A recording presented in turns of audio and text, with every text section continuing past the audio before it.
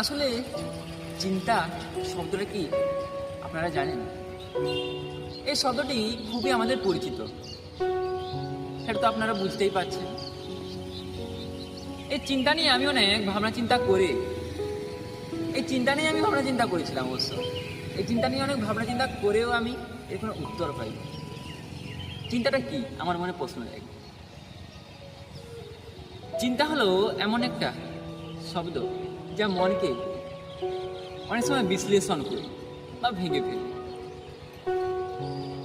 আমি একজন দার্শনিকের মতবাদে পড়েছিলাম, সেই দার্শনিকটা মনে হয় ডেকার্টই হবে। আমি চিন্তা করি, অতএব আমি আছি।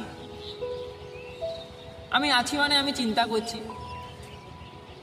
দার্শনিক এখানে বোঝাতে চেয়েছেন যে প্রাণী মাত্রই চিন্তা করবে, অর্থাৎ আমরা তো মানুষ, আমরা তো সর্বশ্রেষ্ঠ প্রাণী।